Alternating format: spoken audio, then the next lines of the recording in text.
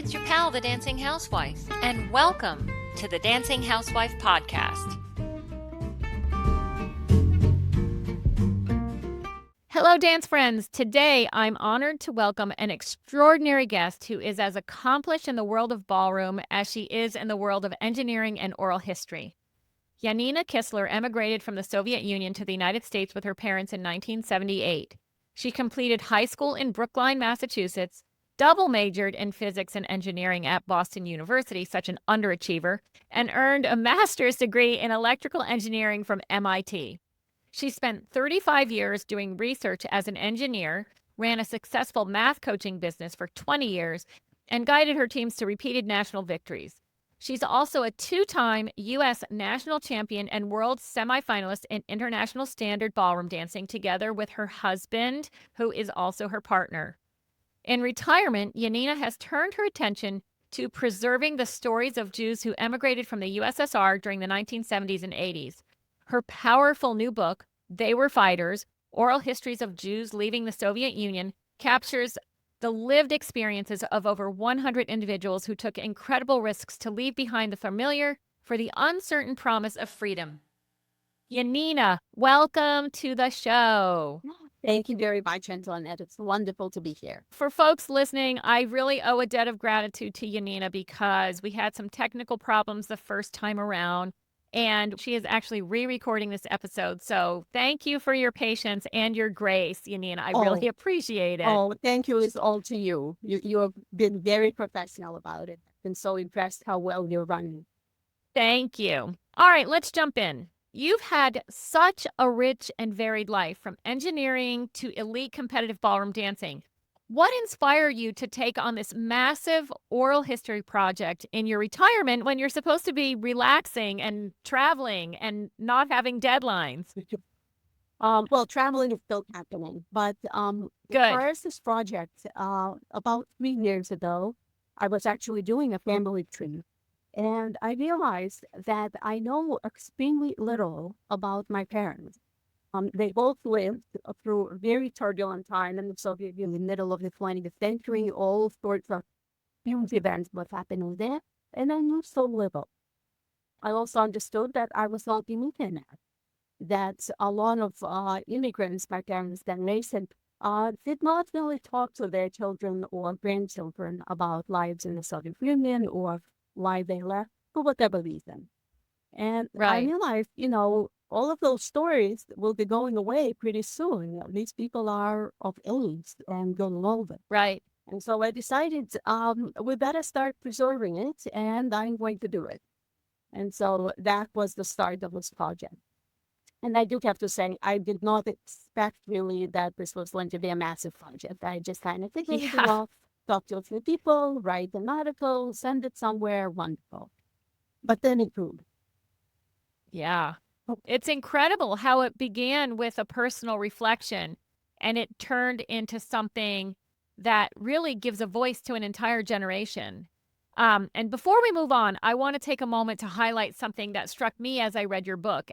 And it's a little bit about policy and history, but this wave of Soviet Jewish emigration during the 1970s and 1980s was kind of an anomaly, an unusual event in modern history because it didn't follow the typical pattern of economic migration or asylum seeking we usually hear about. Would you mind explaining a little bit about what made this emigration so unique and why it stands out among other major population movements? Right. So that's an excellent question because population movements, of course, have happened since day one of human history and continue to this day. And typically, immigration follows one of two models. There's a push model and a pull model. So push model applies to bad conditions in the home country, a war, a famine, a natural disaster, and people flee. Pull model applies to good conditions in another country, better economic opportunities, better cultural environment, and people are drawn to that. But in the case of the Soviet Jews in that window, the 20-year window of 1970s and 80s, neither model applied because they were not engaged. They had an okay life, They were not starving. They had a roof over their heads. Things were sort of kind of a pro. And there was certainly Right. no pull because there was absolutely no knowledge of what life is like outside the Soviet Union. And yet you have Right. this 330,000 people, which is a further a million, Wow. but it's not Yeah. negligible, who abandon everything that they worked their whole lives to have, and they go into this unknown. And we think about it, it does not happen normally like that. People don't abandon Right. stable lives to go into something they know nothing about. And yet Right. Right. people did, and that's what sort of makes it an interesting moment. A short moment, Yeah. 20 years. That's not that long, but a very interesting Yeah. one. Yeah. Very interesting. It's clear that these stories go far beyond political history because they're deeply human. If you read the book, and I encourage people to read the book because it's really, really interesting. Can you talk about the moment you realized, okay, if I don't do this, these stories might be lost forever. This unique migration, the story of Mhm. this unique migration, and these people might be lost forever. Right, absolutely. So after even a few interviews, it became very Uh-huh. clear to me that there is a disconnect in the view of the world between the Right. immigrants themselves and their children and grandchildren, especially those who were born in the West. Right. I thought I am well suited for collecting these stories. I'm comfortable with English and with writing. Right. I have time now that I'm retired, I do have time. And I have the biggest resource that anybody ever had, nobody else has. And that's my husband, very confident.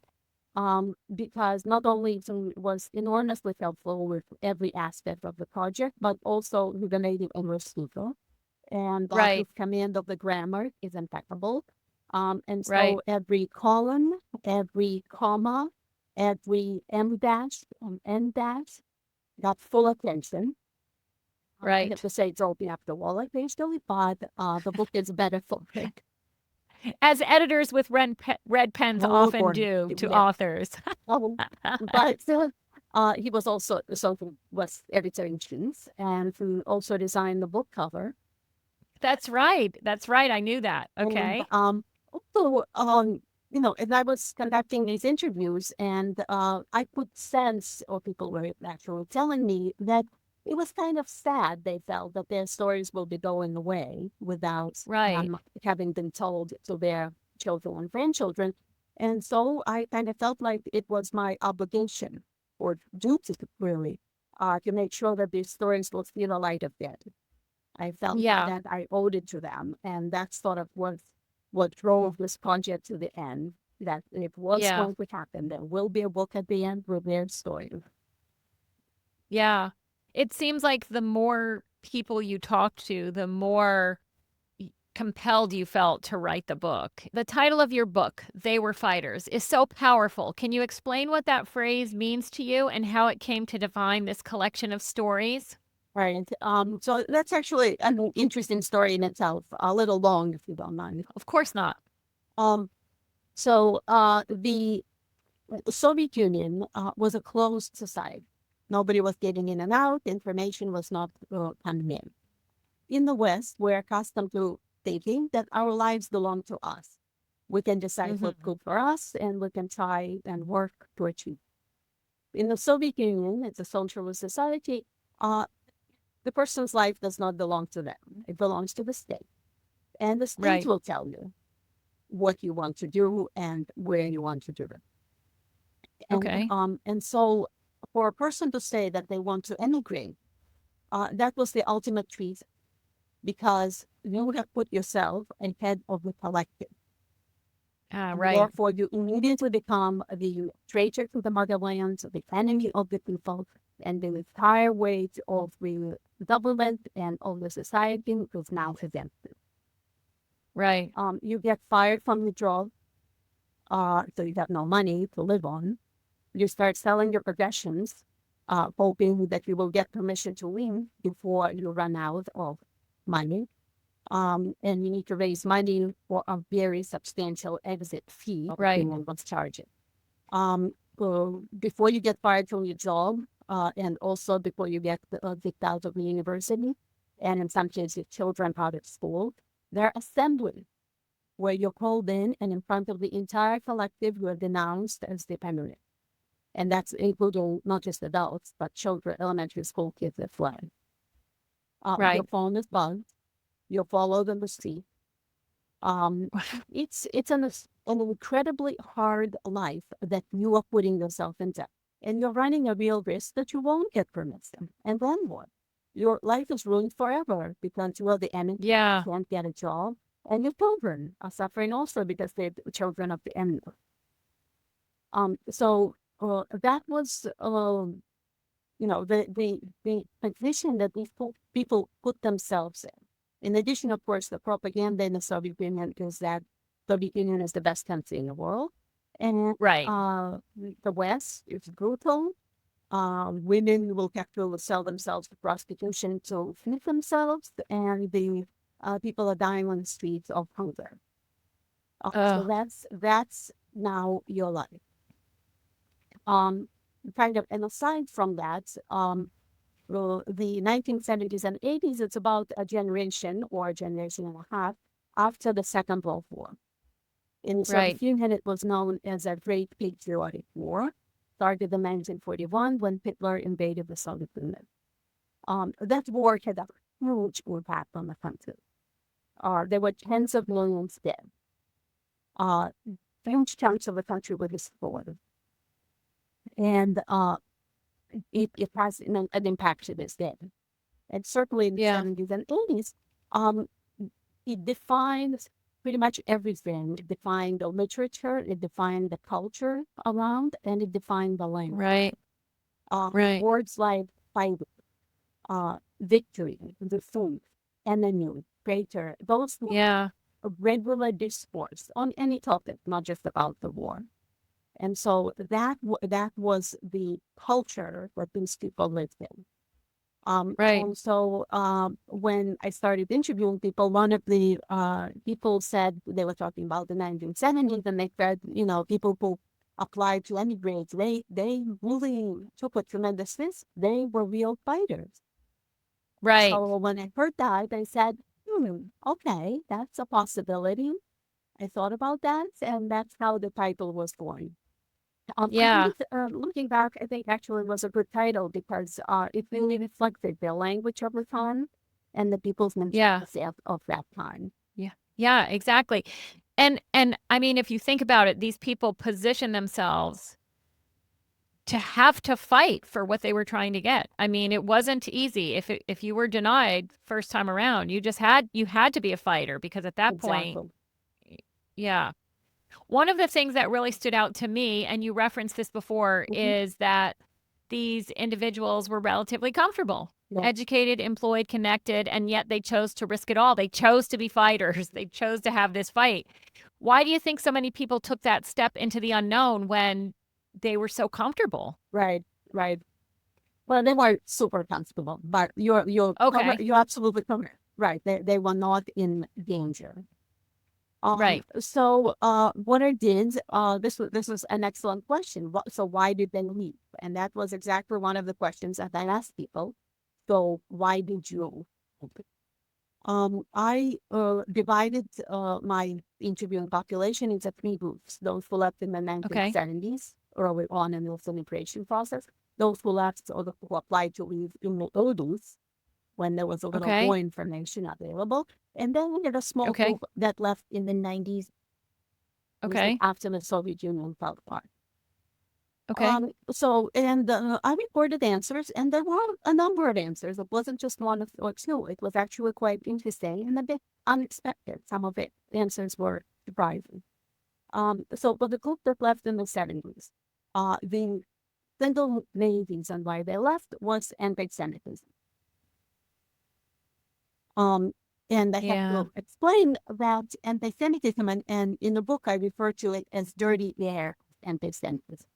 Uh, Right. just like dirty air that gets into everything, that covers Yeah. everything, that you don't even notice that you're living in dirty air, but it gets inside of Yeah. you and it impacts you. It's So insidious, right? exactly, Yeah. exactly. And the skepticism was just like that. It came up at every situation of every day. With your friends in the yard, with schoolmates, with classmates, with interns, workplaces, passersby on the street, salespeople at the stores, riders on buses. You encountered that sort of constantly. And in fact, for a number of people, it was normalized to such a degree, they didn't even think there was anti-Semitism. They just thought that was Yeah. normal life. Everybody lives like Yeah. that. So Ugh. that was one reason we given, and the second biggest reason was to trigger the Soviet system. Yeah. And they basically said they wanted to get out. It didn't matter where, Israel or United States or anywhere else. They didn't care. Right. Their lifestyle in the new place will not be as good as in the Soviet Union. It didn't matter. They didn't care if their jobs will not be the same, if they won't be able to Right. keep the profession. Didn't matter. I've had PhDs telling me that if they have to cool toilets for a living, that's fine, move on. And so that was the second biggest reason to just get out, escape from the Soviet system. Yeah. For the group that left in the 80s, the Uh-huh. single biggest reason was still anti-Semitism. But now the second biggest reason was wanting to have a better life for their children and for themselves. Right. And when I talked to the 1990s crowd, that was a very big change. And that crowd was much more of a standard post-school immigration. Right. At that point, the economy, post-Soviet economy, was falling apart. People had literally no money for food. They and often had no food. And there were daily threats of physical violence against the Jews. So there was a push. And by now, they had more information about the West, and they knew that those who immigrated later have done well, mostly, Yeah. had a Mm-hmm. successful life. And there were now social programs in the West that would help the newcomers. And so it was much more of a pull. But it was Yeah. a very interesting sort of study to watch how these regions change over time. Yeah. Yeah. And with history, with just historical events. Exactly. Were there any stories? I'm sure there were. I'm sure every story was so deeply personal, but were there any that hit you particularly hard or stuck with you long after the interviews were over? Certainly, certainly. Some of the stories, especially the ones that dealt with people who survived through the war in the Second World. Yeah. Yeah. There were terrible stories, of course, of escaping from bombing, of evacuation, of starvation, of illnesses and death, and I mean, as you can imagine. Right. But even stories that dealt with immigration, so later story, there were many very interesting ones. So I can Yeah. talk about a few. There was one, it was a younger couple, so they were probably in their 30s, and you needed to get permission from your parents to leave. Oh, yes. I remember this story. Yeah. Like Hmm. that, parents, regardless of the age, you could be middle-aged, and if your parents are in their 70s, they still have to say that yes, they give permission to them to leave. And so in their case, his mother signed the papers, but his father, who was an ardent communist and was not going to sign, he declared, and he was actually a director of a mental hospital. And so he declared Uh-huh. that his son likely is a schizophrenic, because that Ugh. all the reason that would explain how somebody would want to leave this beautiful country of ours and abandon communism and socialism, threatened to put his son in a mental institution. And so now the son and his family, they have been fired. They had no money. They barely had food. He said they were hunting for 2 years. This went on. God. So his mother told his father that if he doesn't sign it, she'll kill him. And she Yeah. went it. And the father Yeah. grit and to sign. And so that's how they were able to leave. Gosh. Yeah, there were stories. Another one. This was a man who was an engineer, but he was also an army reserve. And so, as part of this military training, he was attending a lecture attended by, he said, 200 people in the auditorium, all educated, intelligentsia. One officer is giving a horrible lecture on Zionism and how Jews don't want their children to play with non-Jews and how Jews are Ugh. the worst thing possible. And he mentions that 6 million Jews were killed during the Second World War. And he says the entire room, the entire audience, erupt in applause. Not enough, not enough. Yeah. So he said he knew that if there was going to be a war and he had to go and fight, he would be killed by the first bullet from his own side. Right. That was sort of the final straw for him. Wake up A call. wake up call. Yeah. I can tell one more story if there is time. Sure. Yes. It's a Yeah. little bit funny. It's not as heavy. And this was a couple or family. They applied to leave, and they were waiting, and it was taking time. They were selling their possessions. They were kind of running out of money, and no word from the authority.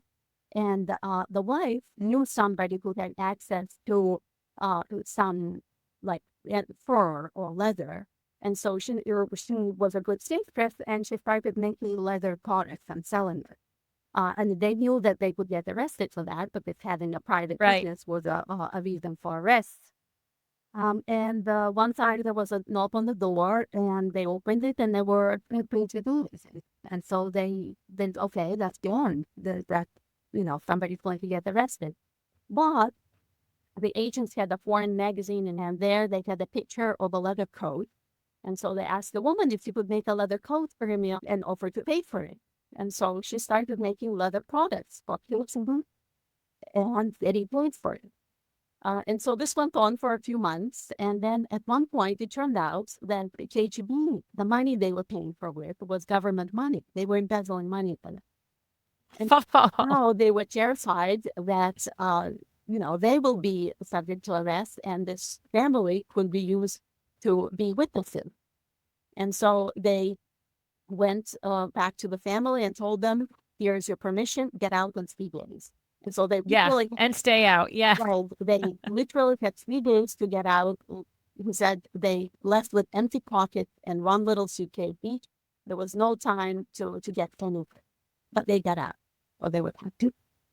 But Yeah. There's just story after story after story. Exactly, And it's, exactly. yeah. right, It's so interesting. Right. And it's, I mean, I love nonfiction. I love memoirs. Mm. And this is not really a memoir, but there's so many personal stories Right, that you're right, telling. right. It's so fascinating. Right. It really is. Yeah, Really and is. right, and these stories certainly highlight the difficult parts of people's lives. They were going Of course. through very hard times, but I do want to mention that those stories are not all poor me. Oh, I had such a hard life. No. Was me. Those people, yes, they had a hard life, and they did something about it. They took their Yeah. into their own hands. So, they really were fighters, and they succeeded. Yeah.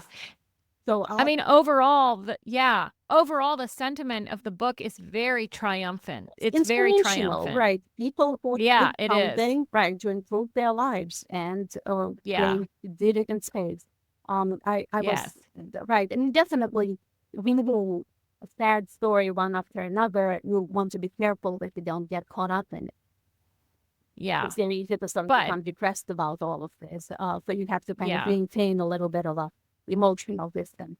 But certainly Yeah. overall, it's they're pretty amazing story. Yeah, very. We can't let you go without talking about ballroom dancing because this is the Dancing Housewife podcast. Do you see? But we have to find a common thread. Do you see any connection between the work you put into this book and the work you put into dancing? What's common? So probably a certain amount of determination. Call it stubbornness, call it determination. Absolutely.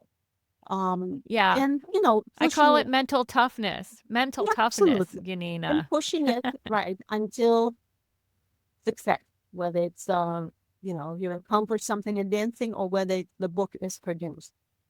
So definitely, I would say I don't think there is a connection really between dancing itself and the book, but certainly the Yeah. approach to it was definitely that's something we found.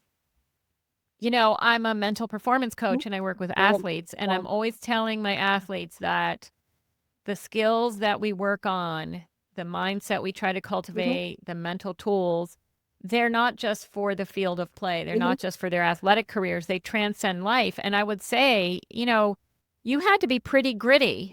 What I see as a common thread is that this project was a passion project for you. And if anyone has ever seen you dance, it's obvious that you have a passion for dance. And you really need passion and perseverance to achieve anything. So I think there is a connection. Now, as somebody who has danced in highly competitive situations and worked really, really hard on preserving this cultural memory, what would you say to your fellow dancers about the importance of knowing and honoring history? So actually the comment I would make is for dancers and non-dancers alike. Okay. To write things down about your life, what you did, why you did it, how you view the world, how you view your place in it. When we're living sort of day-to-day life, nobody stops to write things down. Right. But somebody looking at it from a certain distance, and perhaps children, grandchildren, will say, well, why did you do this? What led to this? What was the problem? Yeah. What did you learn from it? And so having that written down so that if those questions come up when you perhaps are not around to answer them, there's still a record of something that says, I've done this. Especially if it's something that's a little bit outside the norm. And I suspect everybody at some point or another is doing something outside the norm. So I would definitely encourage that. I learned that, I think, as a result of this whole project. That's good advice. It's important to know where you come from. But the book is a beautiful reminder of the power of personal stories and truth. Your book inspires courage and really connects us across generations and continents. Right. So thank you for taking the time to be here today. I appreciate it. And I know this was deeply personal, so thank you so much for sharing your part of the story as well. Absolutely. And thank you so much for having me here once now. Twice. Thank you. Thank you for being a trooper. It has been a pleasure, and thank you for the opportunity to talk to you and to your audience and to discuss my book and the project of Fun for Them. I appreciate being here, and I enjoyed it. Well, to our listeners, if you haven't yet picked up a copy of They Were Fighters, Oral Histories of Jews Leaving the Soviet Union, it's available on Amazon, and I'll be sure to put the link in the show notes for your convenience. I promise. It's not just a history book. It's like a tapestry. It's a really beautifully woven group of stories, and it's very enlightening. It's very interesting. Cool. Thanks for tuning in today. If you enjoyed this episode, please share it with a friend, follow or subscribe to the Dancing Housewife podcast on your favorite platform, and take a moment to write a review per Yanina or give us a 5-star rating. It helps others find the show and keeps us inspired to keep creating. If you're a ballroom dancer with a story to share or know someone who is, leave a comment or shoot me an email directly at thedancinghousewife@gmail.com. This is The Dancing Housewife and Yanina Kisler signing off. And as always, happy dancing. That's all, folks.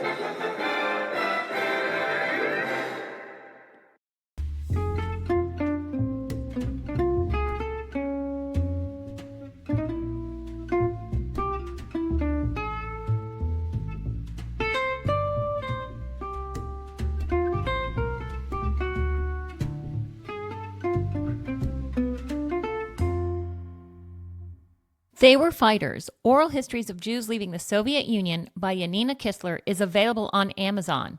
Be sure to visit the show notes for a link. Interested in having Yanina speak to your group?